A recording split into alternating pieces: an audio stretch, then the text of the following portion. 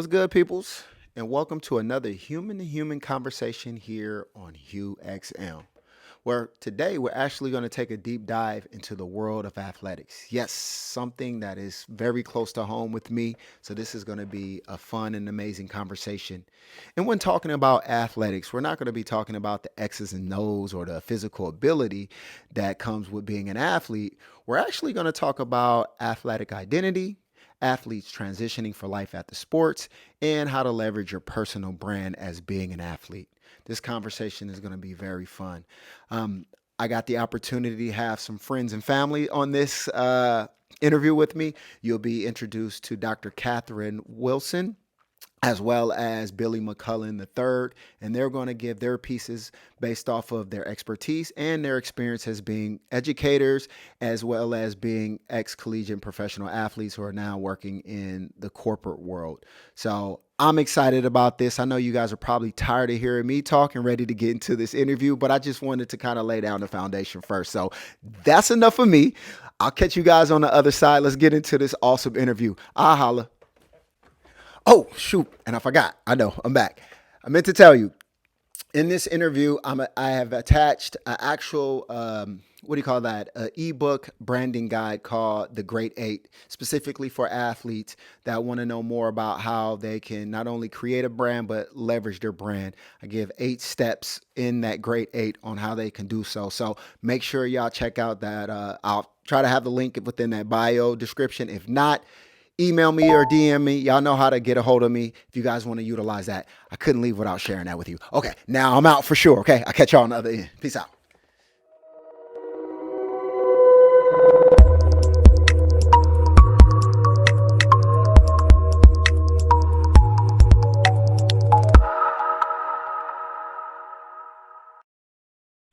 What's good, y'all? Hey, it's good. All right. Yes, yes. So you guys by now should be familiar with my face, and I'm talking to the audience. It's me, Jabari Smith, but I go by Coach J-Bo, and this is another episode of UXM. And this is a fun one because I got the opportunity to bring in friends and family. Ain't it so fun when you get to have your own platform, kind of Absolutely. how you want? You kind of can talk about what you want. How you want to talk about it. Now I want to talk about it. And what we're going to talk about today is what us three always talk about, whether it be it as a collective or just in separate individual conversations that we feel that the world needs to actually hear, specifically the world of athletics. And so before I introduce my guests, just to give, we don't have a name for the topic. Maybe it'll come up as we go, but pretty much what we're going to discuss is three very important positions that we have when it comes to athletes in the world. One being athletes transitioning for life after sports and them staying in the industry that they played in or just in sports versus just going outside. Another one, we're going to talk about athlete identity. And a lot of times we hear about, athletes having to kind of, I guess the word I'm looking for, disassociate themselves as far as an athlete identity, but them saying, no, let's keep that. And then the third, we're going to talk about how athletes can leverage their personal brand to be in a position to gain and garner success outside of the field or the arena of sports. So I want to dive into that. We probably going to agree on a lot of shit and disagree. So without further ado, let's get this thing going. This is HughXM, and I want to introduce my guests. So ladies first, I would like to introduce Dr. Let's get it right. Dr. Catherine Wilson. And if you could, I should have wrote a freaking bio. See, I'm a rookie, man, but I'm going to let you give your background first. So background, who am I? I'm Dr. Catherine. Dr. Cat. I am an advocate of education, identity, and influence. So I like to take the time, the opportunity to talk to people about who they are, what they plan to be. By trade, I am an academic counselor. By passion, like I said, I'm an advocate for athletics, identity, and education. Glad to be here. Thank you so much for this opportunity. Nice. And then next, I got my boy, Billy McCullen. How y'all doing? Billy McClellan the third. I have spent a little more than a decade in sports, and dang, J-Bo, it's been a decade removed from sports. So I've spent probably equal as much time outside of sports now and I guess we'll call this corporate for this time being, but specifically in tech. And so I feel like, as a background perspective, intersectionality between sports and professional life outside of sports. And so today I spent a great deal of my time doing a little bit of both. I'm still very active, hands-on in the sport, coaching at junior college here in Los Angeles, but also still very much involved in my day-to-day opportunities as a recruiter manager in a tech company. The first thing I want to touch, this is deep too, is athletic identity. A lot of times, if you go and read some scholars, they position athletic identity as it being a negative thing, and how it's like, hey, the problem why athletes have a tough time transitioning for life after sports is because they adapt this athletic identity, and it's hard for them to go into the, i.e., real world, corporate world, because they have this athletic mask on. I'll admit I was guilty of thinking the same way, and maybe I was guilty of thinking that because that was the first form of information that I was exposed to when it comes to that. But after getting cussed out by Dr. Wilson on a different perspective to look at it, I want to hear why you agree or disagree with that notion and share it with the world. So when it comes to athletic identity, even the term student athlete, we tend to think of it as starting at 17 or the recruitable, quote unquote, recruitable age. The minute you picked up a ball and learned to color, you were a student athlete. So we put pressure on what it means later in life instead of making it just part of child development, right? So when I think of athlete identity, I always say it's in your DNA, right? It's in your development, it's in your nurturing, your nature, and in your affirmation. So it doesn't go anywhere. It just grows as you grow as part of child development. If you tend to want to be an actor, you're a theater student. And we're in education, we honor that identity of you being a theater student. Even in the curriculum, the way it's written, you will talk about the history of the theater. If you want to go into business, they will talk about law. If you want to go into music, they'll be talking about those things, but they never talk about that in terms of athletics. But those things fit into the same thing because athletics is theater, athletic is business, athletic is law. So when you talk about identity, it touches on too many different things for you to ignore it, especially now we're in the time of what we call diversity, equity, and inclusion. Athletes learn differently than your average or other student, right? I don't like to say average because that makes it think as if an athlete is sub-average or not. Like, no, we don't do that, right? So when we're looking at identity development, it's who you are, the characteristics that you kind of learn from having that association with that activity, with anything. So it's like, stop making it different, but include it. Because like I said, we talk about diversity, equity, and inclusion, but we forget to add athletics in there. So that is an identity that I think is natural. It comes to us naturally. So we need to stop playing. Stop playing. That's crazy you said that because, we do hear the term student athlete, and I'm guilty of this. Not saying I didn't appreciate or value school. No, I really didn't. I knew what I was there for, especially when I got to the collegiate level.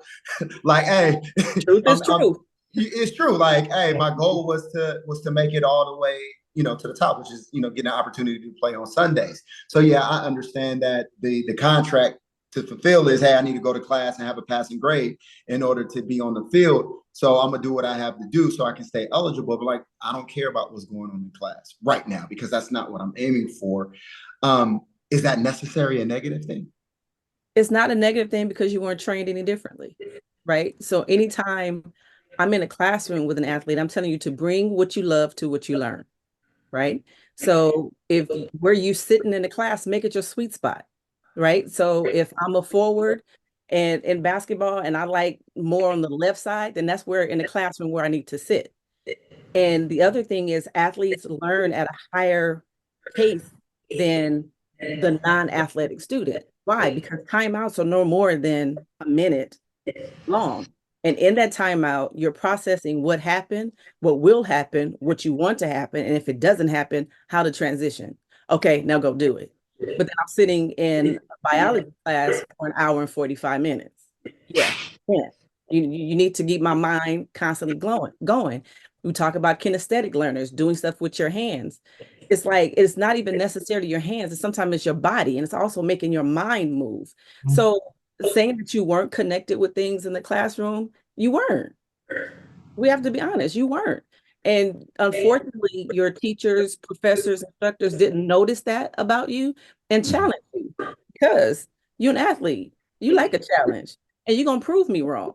So it's like, okay, whatever Pythagorean theorem that we're looking at, well, how does that work? You try to think like, oh, I don't know. Well, you do know, because it's about a rule.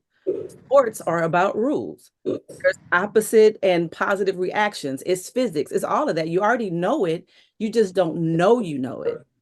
And that's not a knock or anything on the student. It's the teacher and the educator that's failed in that aspect.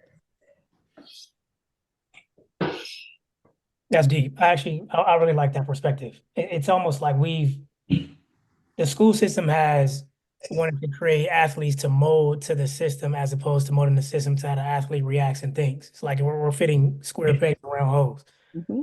I should have took your class. I'm always available. Okay.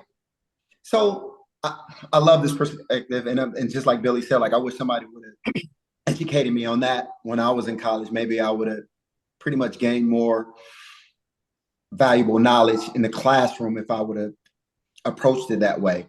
But we all know that the landscape of college athletics has changed, even high school athletics, and it is starting to become more of a business. But at the end of the day, you still got to go to school, right, and go to class. So how should these athletes be approaching it? To one, to still have that mindset that you just said, but two, but not be so aggressive to where they don't flunk out or don't understand the big picture. What would you recommend on how an athlete can approach that? And Billy, I would love your insight on this, because you're actually in coaching and actually seeing this too. Yeah, go for it, Kat. Go for it. No, I said I defer to you. Okay.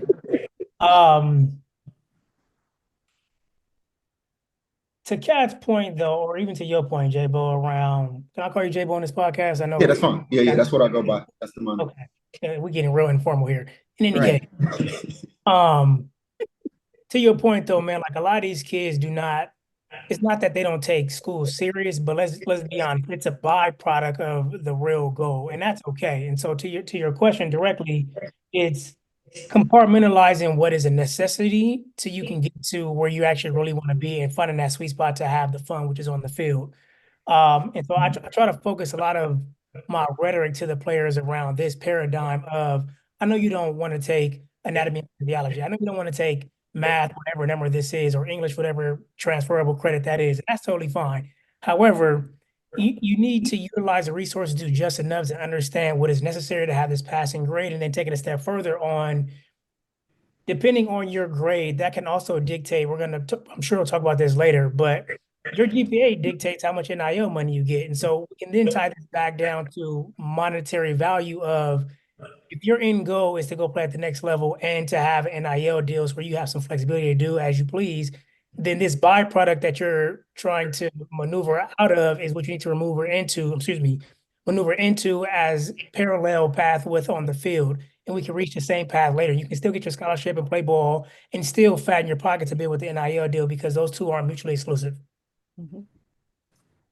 Okay. I got a controversial question. Sometimes I get excited and I talk fast, so I have to. No, you're good. No, I follow. Hey, but that's how the athletes work. Like, quick and responsive. I got a controversial question then about that. Is it okay for 30 plus athletes who maybe 5 to 10 years removed to still walk around and call themselves athletes? We talk about this a lot. I know. That's why I had to throw that out there. It's a phenomenal question. So, yes and no. So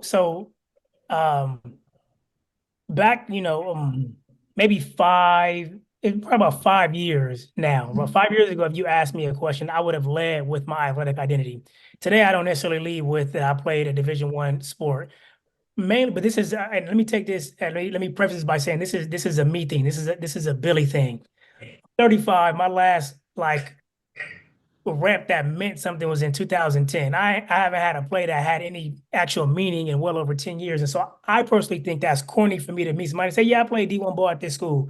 Well, where'd you play on 2010? I mean, I can't even most people won't even remember that far back. So I personally feel like that route is corny. And so I had to start making the adjustment not to lead with that. Not that isn't necessarily a part of my identity any longer, but if you don't ask enough questions to get me talking about my past, I'm not going to lead with that. I'm probably going to lead with something a little bit different. It took me a while to get to that point. But to answer your question, Jabo, I think it depends on where you are in your journey and your peace with either being removed from sports or still being in the sports realm, right? Because again, my bread and butter of how I make money has nothing to do with sports. I coach as a hobby to give the game back to the future generations, right? So that's not something that pays my bills. So I lead now with my identity on my professionalism, which is fine. And then you take it a few layers deeper, then we can have a conversation about my athletic identity. But the reason I even say that piece is because a lot of my athletic identity translates into the professional world in terms of mentality space, how I operate, right? My cognitive diversity is rooted at the foundation of athletics. And so being able to receive feedback, being able to give feedback is like water off of a jacket, as opposed to a lot of folks in the corporate setting don't have that kind of training. And you tell them something and all of a sudden they freeze up. It's like, I can't believe he just said this to me. It was like, and I have to kind of say this, and I have to apologize to people, say my intention to disrespect you or make you feel any less than is just to give you some honest feedback and let you know where I am. Because first, I'd rather know everything about a person going into a situation. If you don't like me, that's fine. We can figure out a way to coexist. But at least I know where you stand. I have plenty of coaches I didn't like, and vice versa. I'm sure I wasn't high on my DB coach list, but that's okay. We figured out a way to coexist in this space to achieve one single goal, which then ties back to athletics. So, I don't necessarily lead with this is a long-winded answer, Jabo, of me saying I don't lead with my athletic identity, but the principles in which I think and how I operate are still rooted in that foundation. I just lead with something different today. And look, and that's fine. You didn't discard it. You didn't discount it. You didn't think it didn't matter, right? Because identities are intersectionality. There are some things that are priority in the moment, something that's not. So that's what identity is. It's malleable. It moves. It functions in the space that it needs to. And that's what it's supposed to be. And that's okay. That is absolutely okay. Like, even when you're talking about the parallel practices, what does it look like in a classroom versus what it like in the field of sport? So you got my coaches, my teachers, my homework, my practice. So if an athlete is having an issue in the classroom, I always tell them how you do one thing is how you do everything. Absolutely. So it's like, I go to games and I watch people on the sideline. I go, yeah, they don't bring their stuff to class, or they don't do their assignment, or they're always looking for an excuse. And I tell them that. I was like, yeah, I saw you at the game last week and you didn't even have your helmet running into the game. What you doing? So now you're telling me you don't bring your stuff to class. You're not prepared. So it's like providing that parallel practice where they can see that test is the game. The score is your grade. Like, all of that matters. So when they approach it that way, then say that again. The test is the game. The test is the game. The score is your grade. So it's like when you're paralleling the comparison between the classroom and sport, it's so intertwined that I don't even know how we don't see it. Like, it's just so apparent to me that I'm like, y'all didn't see that? Do you think we confuse it because of the titles? Because what it sounds like, what both of you guys are saying, that the word athlete is not the action that you do, it's the mentality of who you are and how you approach just life in general. Am I off? Or? It's both. Yeah, it's both. Definitely both. Okay. They aren't exclusive. If I was in the military, I served in the military, I retired. I may not tell you I'm in the military. Oh, man, you took it from me before I could get there. That's a great analogy. Because this is how I was about to push back. Right. It's funny you said that, because like, look, when Bill was saying like, all right, he's now a decade removed. Shit, man, I'm 2 decades removed. I didn't realize, man, 2024, man, I'm 20 years from the last time I took a collegiate snap, and about 16 years from when I took a professional snap. It's crazy. But I say this to say, if we meet a vet, right, that actually really achieved and accomplished a lot, they're going to tell you right away they're a vet. And we're going to respect it that way. They didn't even have to accomplish a lot. If they went through boot camp, you feel me? I'm a veteran. You feel me? Boom. Like, there's nothing else. Exactly. So why do us athletes be laughing at the old heads that still be wearing their bowl ring, thinking it's corny? And I'm like, but that's a huge accomplishment. Because, all right, I'm about to tell on this, Bill. Go So for me it. and Bill, we run. Well, we ain't been out in a minute, but we used to run every Sunday at the beach, right? And I didn't realize we still look like athletes until people pull you to the side and be like, "Hey, who y'all play for?" And we like, "Nah, man, we some old heads. We just stay in shape, right?" But I say this to say, because if we were still like kind of carrying on that real athlete thing, he would probably have his K-State t-shirt on. I'll probably have a T-Tech shirt on. Not saying we never do, but it's very rare that we wear, our alma mater's apparel. So, and I think subconsciously is because we're trying to like, all right, we're well versed in now these fields of profession, and we want to be known and acknowledged from that. Versus if we were to let people know that we played sports, they would probably want to pick our brain about our past and our athletic field versus what we're doing now, which is what we're doing now as a profession is pretty, I would say, pretty interesting and worth a conversation for. So it's just weird and interesting how we kind of go out into the world and display what we want to talk or brag about versus what maybe the rest of the world is interested to hear from What us. positions did you guys play? We both for DBs. Play the same position. Same position. So you guys know how to change, like even in the conversations when people want to pick your brain about something, you know how to switch your intentions and make them actually talk about something else when it came to you talking about their athletics. Crazy. Right? Yeah, crazy. Because you know how to do it. Yeah. So even if you wore your shirt and your rings and everything, what you're basically telling people is that I'm that small percentage of a person who came from here and accomplished this. And I was able to do this. And I'm an alumni. I finished. I completed. Now, if they want to ask you about your plan, you can talk about the plan, but then you can pivot and make it go a different direction because you have that ability to do so. Like you know how. So you don't have to not wear something so the conversation doesn't come to you. You change the conversation once it gets to you. You know what it is, Kat? Because you're right, and I can't disagree. But let me tell you, and I hope I'm not speaking for Bill, but I can speak for me. Man, I never wanted to be Al Bundy. Yeah. I hope I'm not dating. There might be some young people that never watched Married with Children, but just to bring you up, I was about to go there. I was gonna go there. Like it's one of those things. It's one of those things where sports reminds you quite frequently that, or at least let me take a step back. You only as good as your last game, and so now that our last game has been so far removed, even it just goes back to that point of like, to you bringing this Al Bundy saying, man, nobody care about what you did in 2004, or nobody care what you did in 2002. It's been X amount of seasons since you last played. Heck, if we said that the players' names that were all Americans that we played against, the high school kids today, like, who's that? Like, who's that? A handful of these guys, which makes that conversation even more awkward. I wasn't even born then. Right? Exactly. It's like, wait, what? He did what? Like, yeah. So it makes that part really, really challenging. But you're right. You're absolutely right. Like, it's still a part of our identity. And to your point, we can pivot that whenever we damn well please. Yeah, because you don't have to talk about that game or, that team or that player. You could talk about the experience. Yeah. And that's where you connect with people anyway, because everybody has an experience. Everybody wants to know. And okay, now I'm just feel like I'm just patting athletes on the back all the time. But your ability to recall is amazing. People want that. You can do it with no problem. So it's almost like, what am I fighting? What I'm good at. Like, I'm trying to make you feel comfortable with my greatness. I don't know what to do. Because I can only imagine, like, let's say if I won like a Nobel Peace Prize 15 years ago, you're gonna know that within my intro. You get where I'm coming from? But I never I played for Grammy Award nominees have the name nominee. You ain't even win.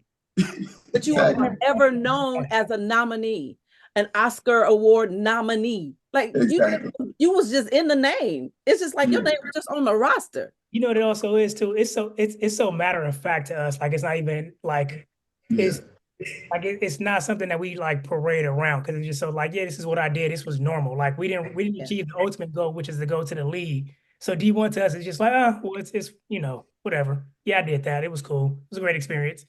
Right. Correct. And then over and above to the person who's never even accomplished that. Yeah. And that's what I want to double down. So something maybe, Kat, because you're a little bit more wiser than Bill and I.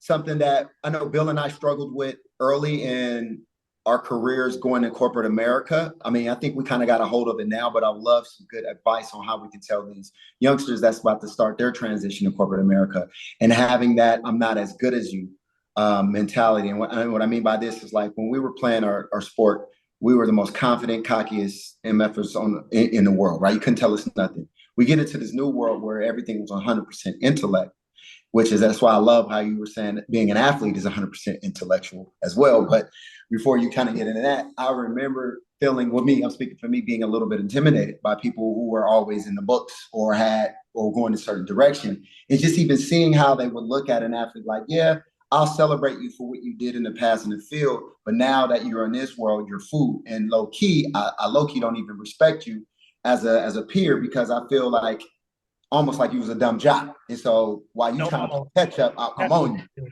You feel me? Exactly how they feel. I didn't mean to cut you off. Go ahead. No, go ahead. No, it's straight up. And my rude awakening is crazy story. I hope I don't go on a tangent and let you guys go. But I remember taking a job interview for this company. I ain't gonna say the job, but it was in the financial industry. And the guy who was interviewing, just like a good interviewer is supposed to do, they did their research. And it was like, okay, I heard you, I see that you played football for Texas Tech. During this time, I was at the University of Texas during this time. So I'm thinking it's going to be a good conversation. So we're going back and forth, right? About like stories and everything. And then he kind of gave me a story about how he had a bad experience with an athlete and a girl in dating. I'm like, okay, going a little bit too deep. This is a job interview, but okay, I guess we're bonded. I passed that interview and went to the next interview where I was interviewed by him and another colleague. Right? Attitude totally changed. And he brung the past up again, but I can feel his aggression. I was like, man, I really don't even like you, if that makes sense. And I'm like, I get it. I can be overthinking it, but I'm really not overthinking it, because one thing about athletes, we can read energy and we understand people in positions. Like I know that, not to mention just being an athlete, but I am where I'm from too. So reading people is how, you survive. So, but I say this to say, that was a rude awakening. And then when I started to maneuver in the corporate world, I would feel that same energy too. Like, hey, I'm going to champion you for what you did on the field, but you're not really us, if that makes sense. And I'm like, damn, is this get back? Like, you know what I mean? I would love to hear your. That was competition. That was competition. Just like any opponent, you study them. What was your film study? Where did you go to chalk talk and figure, okay, who are the people? Who are the players? What do they do? Like everything is offense, defense, special teams, right? What did they do well? What did they need help doing? And where was the change in their company growing or falling? All you do is do the study. Like you do film on them and flip it. That's crazy. Because it took us some time to realize, like, oh, shoot, we got an edge on them. Y'all not as tough as us. Not as tough. Y'all don't know how to handle rejection. Like what Bill was saying, that rolling off your shoulder, they don't understand that. Do not understand that. And when they came to you and brought up an interpersonal relationship, meaning dating, they didn't know how. They was jealous. So that jealousy came and they said, for the rest of my life, I'm going to get back at one of them. Bro. That's probably what it was. This is just first down. You're not ready for me. Right? And that's how you have to approach it. It's like, really? Dog, shoelaces ain't even tied. You ready? Watch this. And that's how you have to like laugh, because they don't know true competition in the way that you do, in the intensity that you do. But you try to fit into their way of doing, right? So if you're looking at basketball, like we're a man-to-man team, y'all running zone. What, am I gonna get scared? No, I'm gonna boss up on you. Now it's like, oh well, I didn't think they was gonna be ready for that. Me neither, but I had to do it, right? The whole fake it till you make it, if that's a thing. But it's that's a struggle, and that's a struggle too, because like I said, in corporate America, they use athletic terminology. And you kind of get caught up thinking like, okay, we're the same. And then until it gets to it, like, no, we're not the same. Because they don't really know what it is. Bingo. Yeah. It's tag words, keywords. Like even when athletes are transitioning from playing to actually going into the corporate area, they use terminology like teamwork, collaboration, but what does that mean? Give me an example of that. Understanding, like Will said, taking criticism, knowing how to give feedback, how to accept it. Some people don't know that because their feelings are on their sleeves. Your feelings not on your sleeve because your whole thing was to have a common goal, and we're going to get there the best way we can. We don't have to like each other, but we're going to respect the skill set that each person brings in. And if we're going to have an issue with it, we're going to call the timeout and go in the corner and talk about it. And you're gonna fix your mind, fix your face, and we're gonna go in here and win. Y'all ready? On 3, break, right? So they don't understand that. So the way that you even come into that, you're already head and shoulders above them, but they know that you weren't prepared for this. So they try to get you. It's an opponent. That's why you're always an athlete, because you can see it coming. You can tell if you're playing a game, the type of defense somebody's gonna run, and you know the exact offense to beat it. Got you. You know it. So I'm gonna say this before we segue. So it is safe to say, as a 41-year-old man, I can go out and still say I'm an athlete. I just so happen to work in this field. Absolutely. Absolutely. Bill, where you at with that? You right-handed, you left-handed. It's who you are. It's who you are. This is a struggle, Kat. I'm telling you, it's a struggle. Yeah, I don't know if I'm with you. I don't know if I 100% agree. But I'm not saying you walk into a place going, hey, yo, I'm J-Bo and I do this, that. No, I'm who I am. And then when they start asking questions, because that's where your experiences come from. Yeah. But Kat, to really identify as something, you wear it on your sleeve. Of course, now we won't go and saying what we are because that's corny, but you can feel that energy. And like I said, I might be guilty of kind of toning it down, but I'm like, having that energy is what got me there. But then you get into this new realm where people fictitiously act like they're that, but that's not what they really are, because we know what, that's the grown up. In psychology, we call that code switching. Yeah, we do a lot of that too. And you've always done it. You've always done it. Yeah. Okay. Bill is having a moment. What's wrong? I'm struggling with it only because I feel like you really you got me with the Grammy nominee piece. Like I never thought of it from that lens, and it couldn't be more accurate. And we could lead with that, like former Division I athlete or former Division I played this sport. But the thing I go back to is I think I don't know, maybe it would be easier if I was still in the industry of sports. And so I lead with that because it's still applicable to what my role would be. But what I do now is so far from sports. My mentality isn't, but the execution is. So it's hard for me to go back to that place. But that's just speaking for myself here. Interesting. And I'm glad you mentioned what you just said, because that's a perfect segue that I want to talk about athletes staying in their industry. What's up with that, man? Why? I mean, even for you and I, we didn't, when we were done playing, we didn't get into coaching or even just working for an organization. We went to corporate America. Now you double down and went back into it. Why is that? Why we don't stick around? Man, I think I'm gonna be a little long on this one. So go ahead.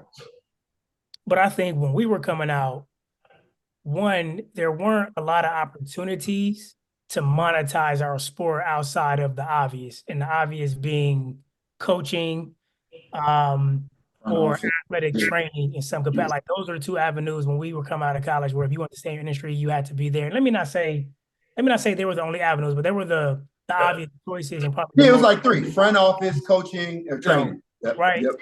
But so today, though, with just information being at our fingertips, and you have more than one example of folks that can stay in the industry, I think it's more important now to tell these athletes to stay in the industry or the sport that you are and figure out a way where you can monetize your knowledge. Because to our earlier conversation, Jabari, about the struggle when we got in the corporate environment and feeling a little intimidated, even though we knew we had a killer mentality, because of the substance that we were learning was new to us. And so not only was it new, we wasn't passionate about it. Like it was a byproduct to make money. And that's also a double entendre of, I'm not really going to give a F about this, because I'm not convinced that this is the right thing to be doing, but I also understand I got to monetize and make money. And so the one thing about staying in the industry is that these young men and women, for that matter, have a passion for the sport that they're playing. So if they can figure out a way to monetize what they've been doing since 7, 8 years old, then that's the best place you can be. I tell my cousins all the time, right? The 1% of folks that do exactly what they love, right, are unique, and it truly is 1%. And then you have 90% of folks that hate what they do as a profession. And Jabari and I talk about this all the time. Alan Watts has this speech. He has or lecture, he has a lecture, a quick little monologue about him just saying how folks do things that they don't like doing, and they teach their offspring to do the exact same thing subconsciously, whether they even know it or not. But that's 90% of the population. And then I think there's a sweet spot of folks, maybe 5 to 10% who don't mind Mondays, but they're also not passionate about what they're doing. They just, maybe they benefits are a little bit better at their job or the amenities, and so Mondays aren't so bad. But to come full circle to the folks that stay in your industry, you get to be a part of the 1% because you're talking about a substance that you've been doing for quite some time and can talk circles around most people. Now, how you identify that is the challenge, but if you do it immediately when you're done playing, you have the greatest opportunity to figure out that lane as opposed to waiting 5, 10 years thereafter. So I have a question. Yeah. So we're saying to stay in the industry. What if the opportunities in the industry isn't there? It's actually outside of the industry. How do you create that sweet spot for you, knowing that you're not in the industry? And that's what I wrestle with, because it's like, all right, well, can I create a skill set to where now I can go back and serve that industry? Absolutely. You get where I'm coming from? Yeah. Kind of like what I'm doing now. Like, all right, I develop a skill set that I probably wouldn't have developed if I stayed within, but now I have something that I want to offer and give back. Yeah. But I know for a fact it wasn't intentional. I just was self-aware enough to be like, oh, wow, this is what I'm doing naturally. But I'm like, is there a way for what I'm experiencing now not to be rare for others, if that makes sense? Because here's what we're guilty of. And I checked myself. Thank God I heard your voice, Kat, when I checked my son on this, and I was talking to my wife because we're, about athleticism. And it was like, well, what if this is not it? Well, why not? I'm not saying his goal is to make it all the way to the top, but why he can't stay in this and figure out how to be a part of it as much as he can. You know what I mean? Because the first thing when we were saying like he's gonna be an athlete and he's gonna do X, Y, and Z, the counter to that was like, no, he's gonna get a great education and build a career for himself. Like, damn, I'm guilty of, you know what I mean? And I remember trying to make things one or the other. Two things could be true at the same time. Very and true. It's okay. It's okay. Like we keep trying to make one thing absolute and the other one a plan B. Like, no, like we don't have to do that. Like, even, just talking about what I do as a counselor, like all my athletes want to take Spanish as their humanities. I'm like, no, do sign language, ASL. I don't know that. Yeah, you do. You know exactly sign language. You know how to communicate non-verbally. Stick with it. We do. Becomes damn. Stay with it. Now you're gonna get to the point where you're gonna become ASL certified. You can possibly become an official. Now you can go do other things, and you just broaden that just for the fact that you knew how to non-verbally communicate with signals. Which is so much of sports. I mean, picking so much of sports. Baseball, basketball, football, there's a ton of nonverbal communication going on. Absolutely. You can't give your opponent any tips, and you switch it week to week on a week-to-week basis because they film everything. You're right. Damn, Kat, how you pick that up? That's phenomenal. Yeah. But they hard-headed. They still don't listen to me, though. They still take Spanish. I'm going back to your question real quick, Kat, around that, like outside the industry. I'm gonna go back to that if y'all don't mind. It could be sports adjacent, but the target market has to be sports. It's the only way that works. Okay, give me an example. So, like, for example, what Jabari is trying to do in terms of helping people create their brand, his target market is athlete. So he's not necessarily in the industry, but his market are the folks that service the industry. And so you can create a business model around being adjacent to sports where your immediate initial market are the athletes, particularly the ones that are getting out of college, because there's always going to be a plethora of them. Only 1% go into professional sports. So there'll be more of them that need the opportunity to transition versus not.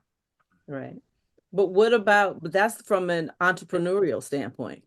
He created, like, now, what do we do with already established of industry? How do we do that? That's a great question. Everybody doesn't have the will, skill, and ability to be an entrepreneur, right? So I may have to go to Target. Like, what was that? Enterprise was really big. That's big, Recruiting athletes for a long time. Yeah. Enterprise on the surface had nothing to do with athleticism and athletics in the industry. But nowadays you have to look at so many corporate sponsorships and what they do within athletics, whether it's sponsoring a little league team, whether it's a Super Bowl title sponsor. If you look at all of the college football bowl games, it's a title sponsor that has nothing to do with the bowl game. Like, I was always wondering, like, okay, so how come Conroy's doesn't sponsor the Rose Bowl? Duh, flowers, right? But it's not, right? Capital One isn't teaching financial literacy, but they got a Capital One bowl. How? Right? And you got the person coming out there who probably ain't never been on the grass ever, but they handing out the award in a check. True. So it's like, now that it's not even looking at it from an entrepreneurial aspect, but from the existing industries that's there. How can I get into this industry and still bring what I love here and transition it to the next space? But you have to be the person who want to do that, right? Not everybody wants to get in and be a change. Sometimes they just want to get in for the check, right? But then now you're mad because you just went in there for the check. You didn't go in there for change. Interesting. I got a question on that as well, because this is something that I grapple with as well. And this is more from a society or cultural standpoint. So with athletes, specifically, I can speak for in the African-American community. Like, if you have a kid that has some talent, right, and that wants to reach for the stars, i.e. play at the highest level, a lot of times they get deterred to pursue that or put all their eggs in one basket, like, because we know the odds aren't in their favor. It's a 1% game. I got that, right? However, I will make an argument that everything at a high level in regards to success is a 1%. Give you a perfect example. If my son came to me and said, I want to be a Supreme Judge, you got a better chance of playing on Sunday than becoming a Supreme Judge. Am I wrong or am I right? Just because of how many feats are filled and how long they sit. But the Supreme, right? You have Supreme Courts in every state. This is true. It's still slim. You can't put 1,000 of them in that seat, right? How many seats is it? Well, I don't know how many Supreme Courts are in every state, but you can. Okay. Why are you telling me you can't? Okay, so let me give you another one. Because the odds. That's what I'm saying. The odds of being able to look who his daddy is. He beat the odds. Odds don't mean nothing in this house. That's my point. So what I'm saying is, I decided if I'm already, so anyone that wants to go to the highest level in sports is already competitive and have a high expectation for themselves, right? But the community says no because the odds aren't in your favor. They don't say no, but they say hedge your bets and make sure you have a backup plan, right? But if I wanted to become a neurosurgeon, there's no, listen, I'm in academia now. The ones that are studying that ain't doing nothing else but that, if that makes sense. Because one, is competitive now, and two, it takes a lot of your time. But if my son were to say that, or someone's son, they'd be like, okay, let's support and put everything in front of you to be able to fulfill that, which we know how hard and demanding it is. I just wish sports was like that from a culture and a community standpoint, outside of maybe the single parent that's pushing that because they feel that's their only hope. That's right. my could be, but again, we have to teach it, right? So you talk about eggs in one basket. You can do a lot with an egg. You can boil it, you can scramble it, you could, like, so the way that I think is never limiting, right? So you put all your eggs in one basket. Okay, cool. But it's a lot that I can do with the eggs in the basket that I got. So even with the neurosurgeon, that's their intent, to be a neurosurgeon. But if they can't, they understand the brain and how it works. So then if they never become a surgeon because they broke their arm, their hand, they can't do it anymore, they still have the knowledge to do something else. That was still their egg. And right? It's still in the field, right? In some capacity. So it wasn't like a total plan B and a backup plan. We said stuff like that, but it's like, it's not really. It's still part of the plan. And that's my point. Part of the plan. That's my actual point. Like, all right, I can't play this thing, but how can I still be around it in some capacity outside of coaching? Like, I don't want to coach X's and O's, but I want to be around it. You get what I'm saying? You have to find out what your interest is, right? Because you could be a person who likes to draw. So now you're gonna create the uniforms. You're gonna redo the logo. Like FloJo was with the Indiana Pacers when they had the striped uniforms. Was it the Pacers or the Magic? I can't remember. Okay. But the basketball uniforms that had the pinstripes, like that was FloJo. Like FloJo get into designing basketball uniforms. The sprinter FloJo. Yeah. Today he was learning that. Right. So it's like how you navigate and get to what you want. Like, even when it comes to you watching the NBA game and you hear the music that's being played. Some people are literally creating music to be played on television. That's a soundtrack. They use popular music, but some things aren't popular. The ESPN's theme. Somebody Yeah, wrote Django, that. yeah. They didn't have to be an athlete to do that. The graphics and things that we see. It's like, I may not be that person, but I know what graphic would look good when you're telling that story. I know what song would go best when you show that. When we look at the commentators, half of them don't know what they're talking about. Somebody wrote that. Somebody wrote that. Somebody's in the back looking at all of the stats and looking that up. And they just knew, oh, this is the first time somebody has did this since 1972 with a left shoe. No, somebody like, told you didn't me. know that. So if I'm a researcher, I'm a historian, and I love that, and I love sports, I'm going to study history. I'm going to study all of that, and then I'm going to bring it to what I love. Again, bringing what you love to what you learn and what you do, that's where you never work. Like, even if I don't like Mondays, I'm gonna like what I'm gonna do this Monday because I just thought of something else I'm gonna do.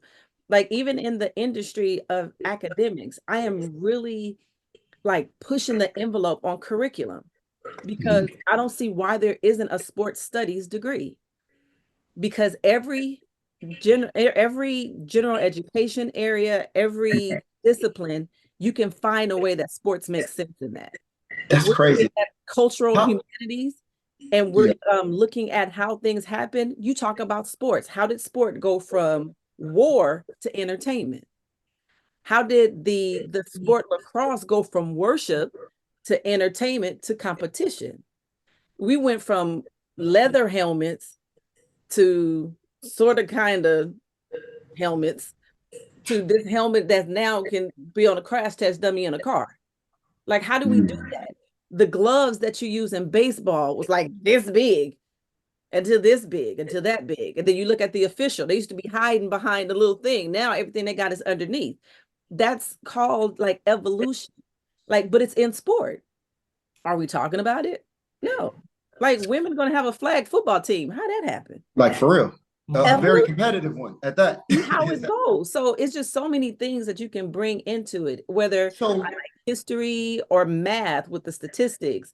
It's just so much. It's just so is it the fact that maybe as a culture, like as ubiquitous sports is and intertwined with culture, you still don't want to take it serious enough to it being its own industry, no matter how many billions of dollars. Because here's why: whenever you have an industry that's valuable and pump, you're going to pump dollars and invest in it, and that's how you do get curriculum and degrees in it, if that makes sense. Because I'm seeing it right now. Well, where I work, like new majors, I'm like, where does major come from? But it seems like they take sports serious, but they don't take it serious because, like, oh, it's just a sports. But I'm like, no, you want to take it serious because it actually moves culture, similar to how music moves culture, right? Interesting. It takes the people like us to be in those situations, conversations, to push it, because you can't push what you don't know. This is true. And it's hard to push something when the people who invest the most in it aren't in those positions of power. As real shareholders, like, hey, I'm in it, versus I'm from the outside looking in. Yeah, I use this for profit or something like that. Right. The people that are in it, that built it, are more, I got you. The crazy thing is everybody thinks they're an athlete. Everybody. They have esports now. Yeah. Everybody. That is crazy. Like, everybody. Like, so once we get to the point of acknowledging that everybody has that in them, because competition, the lexicon, like everything that we're doing comes from sport. It's part of the human experience. It's part of who we are. I love that. Here's another good segue then. I feel like I slid you guys a script on what's next because this is perfect.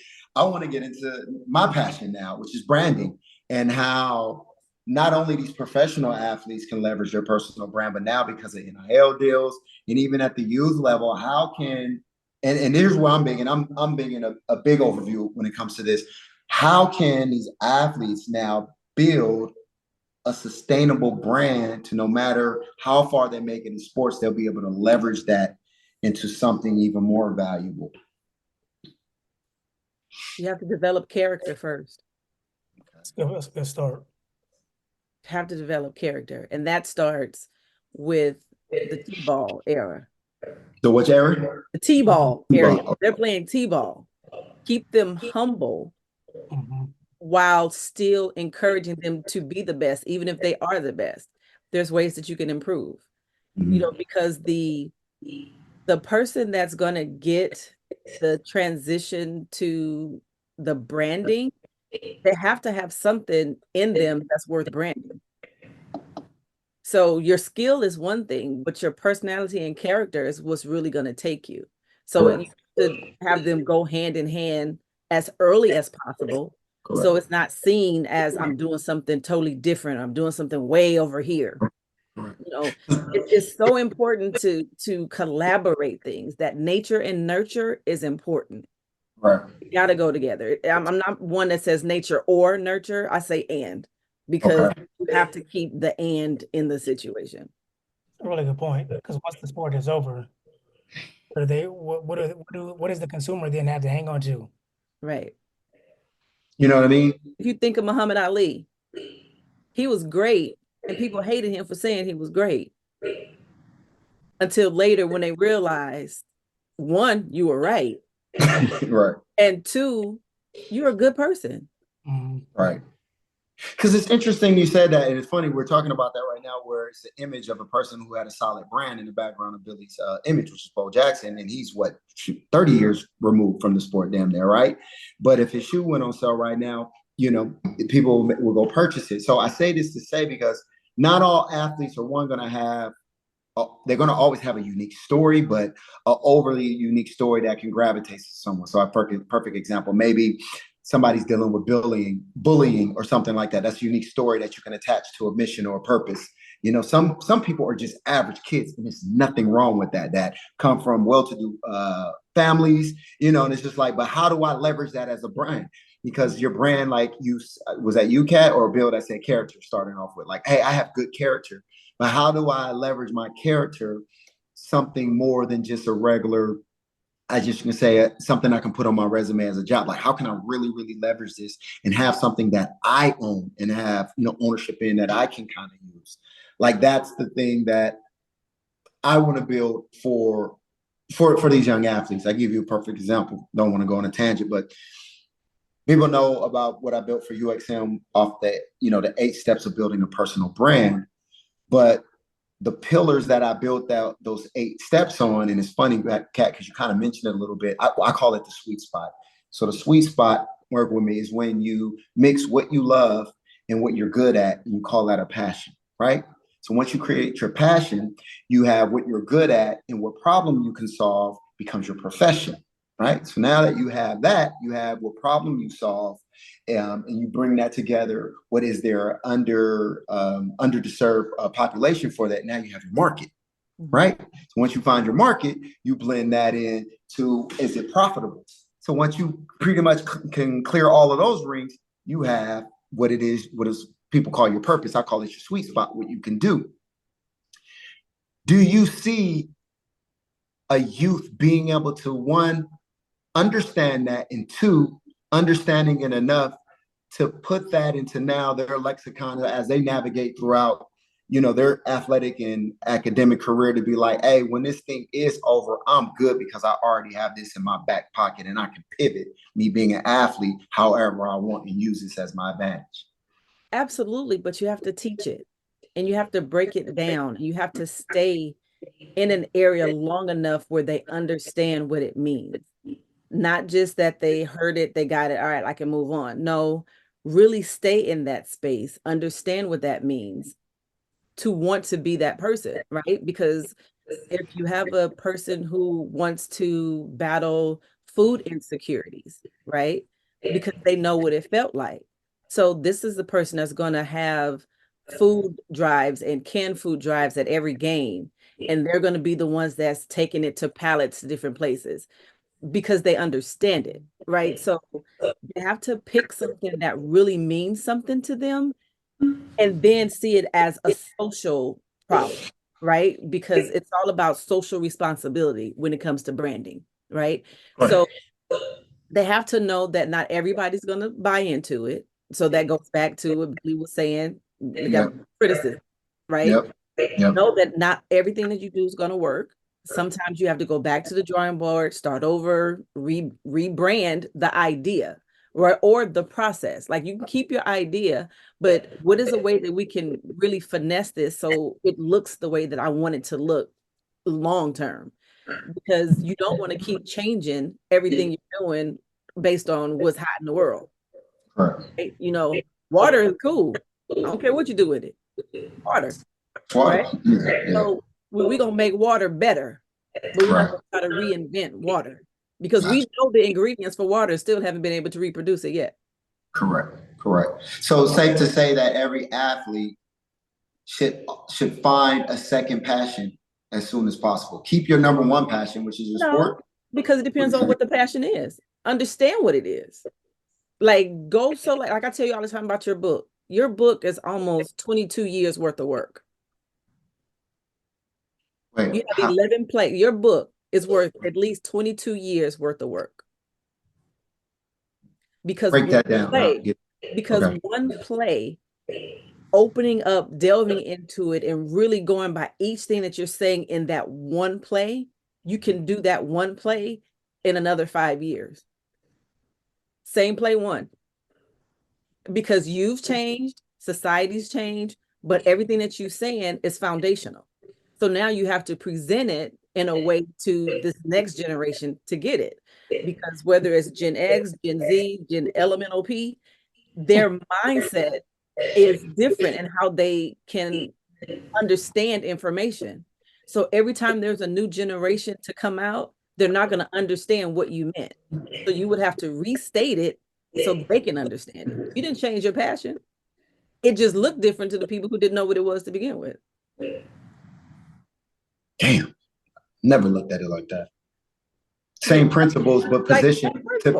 Yeah. Whether you call it the 57th edition, whatever, you can break each play down to one whole book that's the same size of the one that's all 11. Why? Because you're learning, you're changing, you're seeing what's happening, but your foundation is still the same. You didn't change your passion. Correct. You just changed the strategy. Cover two, man. That's why they call you Dr. Cover two, man. Come on now. What are we doing? We still gonna backpedal, but I'm backpedal and do what? Am I taking them inside? I'm gonna keep them on post. What am I doing? Same thing. Still going backwards. Still play. Same thing. Nothing changed. That's all. That makes sense. That makes total sense. Okay. Well, listen, man. You guys were able to share an hour and some change of your time with me. I'm so ever grateful for that, and I appreciate that. And before I let you go, if you want anyone to contact or follow up, probably you, Kathy, especially with your platform. I know, Bill, yours limited because you coach, and so you get some rules and regulations to it. But Kat, if someone wanted to pick your brain or just follow you, how can they contact you best? You can find me on LinkedIn under Dr. Catherine Wilson. I'm also on Instagram, Affluence 2020, or you can contact J-Bo, and J-Bo can contact me, and we can work together. Perfect. And Bill? Yeah, I'd say the same. On LinkedIn, you can find me under Billy McClellan. I'm happy to help anybody that wants to pursue a career in tech. I spent the last 10 years across a few different FANG companies. And just for the audience that may not know, FANG being Facebook, Amazon, Apple, Netflix, Google. And then on Twitter, for anyone that wants to talk about football specifically and how they can get their dreams achieved, receiving a scholarship, you can find me on Twitter at DB Coach Max. That's DB Coach, traditional spelling, MAC. Shoot me a holler. Perfect. And y'all know where to find me because I'm gonna find y'all. That's why we have this platform. Like I said, I'm Jabari K. Smith, but I go by Coach J-Bo. And this was an amazing personal HughXM segment, because a lot of times when I do the regular HughXM segment, I'm focusing solely on solopreneurs and building their brand. But I really wanted to reach out into the athletic world, because I strongly believe that the athlete can be the best solopreneur and even kind of form into an overall entrepreneur. So I wanted to be able to give them some gems from some people who are already well accomplished and have a wealth of knowledge. So I wanted to share that. So that was pretty much it. I hope I get to do this again with you guys, maybe some other topics, maybe make it a thing. We'll see based off the feedback that we get. But in the meantime, guys, like I said, thanks for visiting and sharing, and for the audience, thank you for lending me your attention. If you do like this, my strongest recommendation is to actually not only like and subscribe, that's just routine, but actually share this. Share this with anyone up to 5 to 10 people. That is the best way that you can actually repay me. If you think this is valuable, then that means you know about 10 other people who can also believe that this is valuable as well. But in the meantime, you know how I get down. Stay positive, stay productive, and stay in the present. But most importantly, as I show on the t-shirt, know thyself, brand thyself. And we got ourselves another one, and that's HughXM. And I'll holla.